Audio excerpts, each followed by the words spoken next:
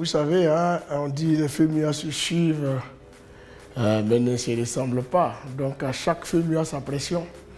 Donc c'est toujours la même appréhension, comme à la première édition, avec cette envie de bien faire et de donner quelque chose de propre aux festivaliers. Donc on peut dire qu'on est prêt à 90%, mais ce genre d'événement ne peut pas dire qu'on est prêt à l'avance. Donc il y a toujours des petits réglages à faire.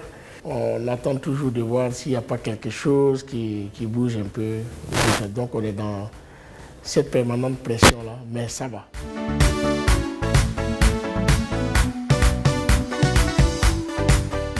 Vous savez qu'une activité ne peut vivre s'il n'y a pas de sponsors, s'il n'y a pas de partenaires.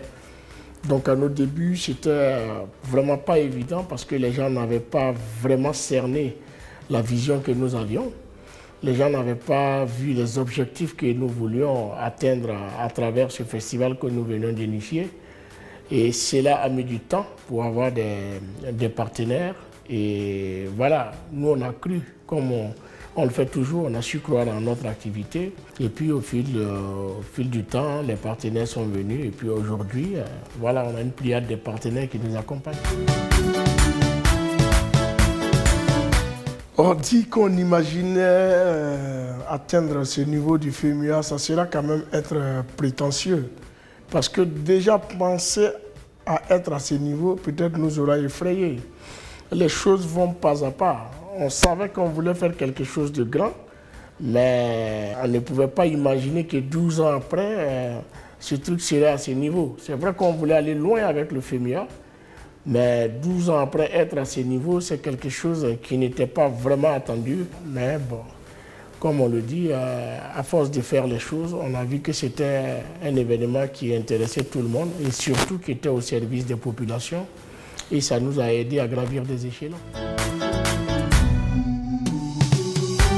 Les innovations majeures, c'est déjà de pouvoir mettre en place le concept du pays invité d'honneur.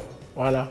Pour pouvoir partager à chaque édition aussi les valeurs culturelles de notre pays. Et cette année, nous avons tenu à inviter le Burkina Faso. Ça ne pouvait être autre pays, vu les liens historiques qui lient le Burkina Faso, qui lient le Burkina Faso à la Côte d'Ivoire. Ces deux pays sont un même pays.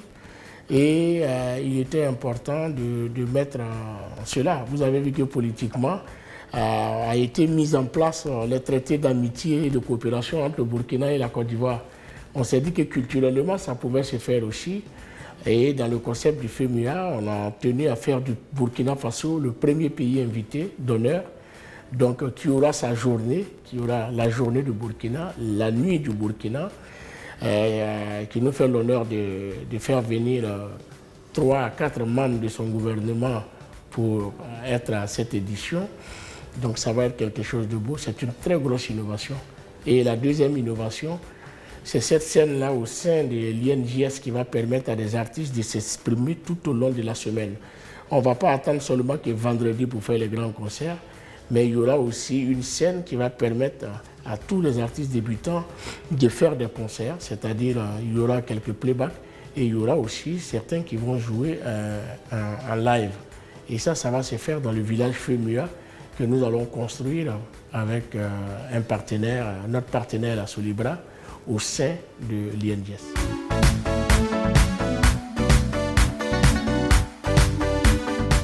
Le critère de choix, c'est déjà la valeur. Les valeurs que partagent ces artistes, c'est important. On peut être artiste et être seulement chanteur, dire des messages qu'on ne partage pas ou qu'on ne ressent pas dans la vie. Ce que nous choisissons, certes, il y a des critères techniques qui existent, comme par exemple avoir 2 albums, avoir déjà joué dans un grand concert seul et tout. Mais il y a aussi la représentativité de l'artiste, les valeurs que prône l'artiste. Je prends l'exemple d'un artiste, pour ne pas aller loin, comme Karish, qui est invité cette année. Il est né en Côte d'Ivoire, il a grandi en France, dans les cités françaises et tout, mais c'est quelqu'un qui a toujours revendiqué son africanité et son appartenance à la Côte d'Ivoire. Donc on s'est dit, voilà, il y a des gens comme ça qui sont dehors, qui avec leur musique promeuvent plus ou moins leur pays ou le continent. Donc ces gens-là, méritent qu'on les appelle pour contribuer au développement du continent. Après, on appelle d'autres parce que c'est un événement international, donc on invite d'autres pays, on invite le Nigeria, on invite le Cameroun, le Rwanda, on invite la France, voilà, tout ça, c'est ce qui fait le FEMUA.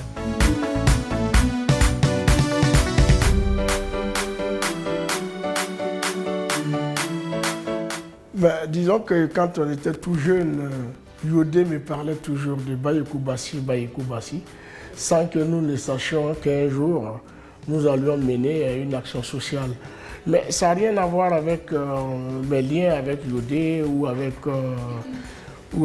Jean-Claude Cuot, qui nous a approchés avec la mutuelle pour pouvoir mettre en place, pouvoir construire cette école. Non, c'est plutôt dans la vision du FEMUA d'accompagner les Ivoiriens dans l'éducation et dans la santé. Donc, pour nous, dès que la sollicitation est faite et que nous estimons qu'il y a vraiment quelque chose à faire, nous le faisons. On a construit à Bangolo, on a construit à Séguéla, voilà. On s'est dit, là, on est en train de construire avec notre partenaire l'UNICEF à Odiéné. Donc, on s'est dit, Gagnoua ne doit pas rester en reste parce que Gagnoua, c'est aussi la Côte d'Ivoire, c'est au centre-ouest. Donc, il faut essayer de géopolitiser, entre guillemets, nos actions. Donc, on a essayé avec Bayekou Bassi, un village qui nous a accueillis, c'était chaleureux, et on l'a fait. Donc, l'école n'est plus en construction.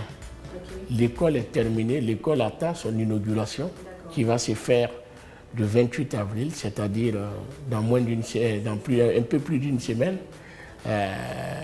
Et on va joindre l'utile à l'agréable. Juste après l'inauguration de l'école, nous allons donner le grand concert de clôture. Nous avons construit aussi un centre de santé à Lolo. Nous avons réhabilité la pouponnière de Yopougon il y a quelques années d'ici là. L'orphelinat aussi de Bingerville. Bref, il y a pas mal. Et cette année, nous allons offrir aussi un centre d'accueil pour orphelins à Bingerville. Donc, ça fera partie des actions sociales du FEMUA. Il y a pas mal de choses, mais nous ne faisons pas ces actions sociales pour faire une liste. Nous les faisons parce que nous estimons que c'est notre droit. En tant qu'artiste, c'est notre devoir de pouvoir partager et de pouvoir retourner aux populations ce qu'elles nous ont apporté. Parce que c'est grâce à elles que nous sommes là aujourd'hui.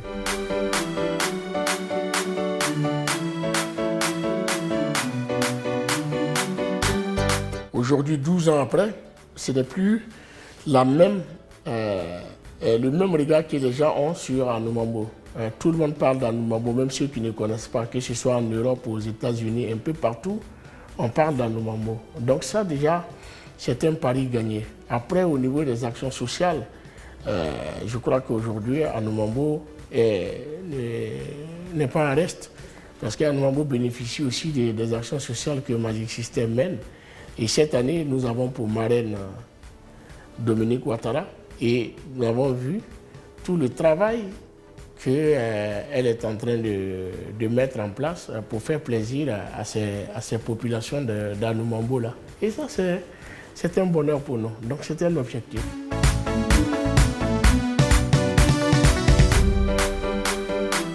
Il y a 2 éditions qui ont marqué le FEMUA. Une heureuse, relativement heureuse, et une malheureuse. L'heureuse était le FEMUA 4. La Côte d'Ivoire sortait à peine de la crise post-électorale, où il y a eu des morts, où le pays était divisé, les gens se sont tiraillés. Et puis, il fallait un événement comme ça qui, pour une fois, réunissait les Ivoiriens, qui faisait les Ivoiriens reprendre goût à la vie. Et c'était le FEMUA 4. Et je me rappelle encore comme si c'était hier. Et ces jours-là, on ne pensait pas qu'on pouvait voir la Côte d'Ivoire réunie comme ça, sans différence ethnique, sans division des régions et tout, se réunir pour célébrer, célébrer le social, célébrer la musique. Et ça, c'est une édition qui nous a marqué. Et puis, il y a eu le FEMUA 9, qui était l'épisode noir et la tache indélébile qui va suivre le FEMUA, ça c'est sûr, avec le décès de Feu Papa Wemba sur scène. C'est une édition qui est restée gravée dans notre mémoire parce que le choc était très important et très lourd. Beaucoup d'émotions et on a été tous surpris. Et on ne peut pas citer aujourd'hui les événements qui ont marqué le FEMUA sans citer cet événement-là, même s'il est un peu noir.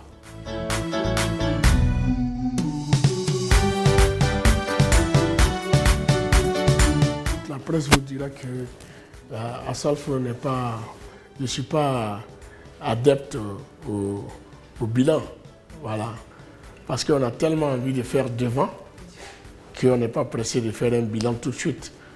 Mais à mi-chemin comme ça, je vais dire qu'on est content déjà de pouvoir exister pendant 12 ans, parce que ce n'est pas évident pour un événement non gouvernemental, un événement privé d'exister jusqu'à ce niveau-là. Donc on peut s'auto-féliciter déjà d'avoir pu atteindre, mais cela n'aurait pu être possible sans l'apport des différents partenaires, l'apport aussi des autorités de ce pays qui ont cru et en nous accompagnant. Je commence par le président de la République et tout son gouvernement qui sont à nos côtés, et ça je ne vais pas le cacher, qui sont à nos côtés et qui nous soutiennent depuis le début jusqu'à aujourd'hui. Et grâce à tous ces soutiens-là, je peux dire que le FEMUA, en un mot, a permis à des enfants d'aller à l'école, permis à des femmes de se soigner, des hommes de se soigner, a permis à des jeunes d'avoir du boulot, parce que grâce au FEMUA, beaucoup de personnes ont pu être embauchées ou même ont pu obtenir des stages. Je peux dire qu'en côté bilan, il y a pas mal de choses, mais on va continuer davantage.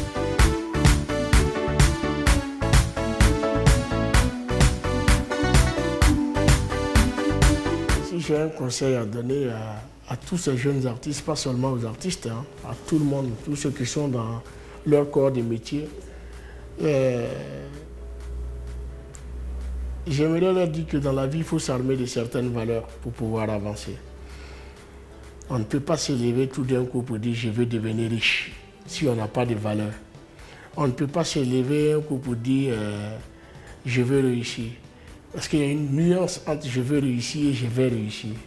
Je veux réussir, c'est un rêve. Je vais réussir, ça c'est une détermination. Et ça, il faut que les jeunes aient la détermination. Il faut avoir de la persévérance, être persévérant, croire en ce qu'on fait, c'est-à-dire avoir aussi la foi et dire on y va, on va le faire. Il ne faut pas rentrer dans des considérations, être envieux, dire il faut que je fasse ça pour devenir tant et tant. Non, déjà il faut être droit et puis il faut croire dans la persévérance à ce qu'on fait.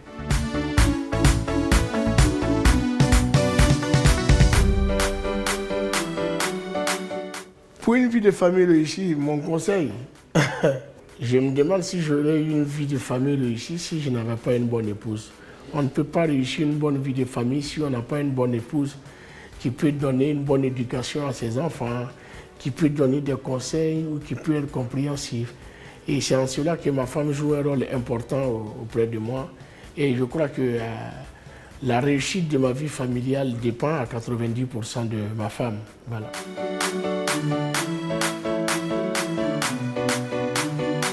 L'actualité de Magic System. Vous savez, nos projets sociaux nous ont tellement éloignés des studios qu'aujourd'hui, quand on parle de notre actualité, on a plus un projet social de plus proche qu'un projet d'album et tout ça. Mais je veux dire que pour nos fans qui nous attendent, Magic System arrive. Là, on a bouclé un single qui va être lancé bientôt. Voilà, donc ça, les fans pourront le découvrir dans les jours qui arrivent. Et puis, l'album va suivre. On espère sortir l'album d'ici la fin 2019. Puis bon, après, c'est la grosse tournée européenne. Juste après le FEMUA, nous avons une tournée de 20 dates en Europe. Et après la tournée européenne, il y a la tournée aux États-Unis au mois d'août, qui va démarrer fin juillet pour finir mi-août aux États-Unis. Et après les États-Unis, on revient à Abidjan pour continuer l'UE Magic Tour. Donc voilà, c'est les projets qui vont joncher notre année 2019.